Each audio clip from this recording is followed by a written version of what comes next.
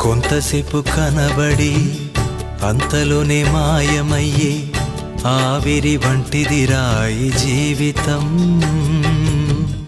లోకాన కాదేది శాశ్వతం. కొంతసేపు కనబడి అంతలోనే మాయమయ్యే ఆవిరి వంటిదిరా ఈ జీవితం. లోకాన కాదేది శాశ్వతం.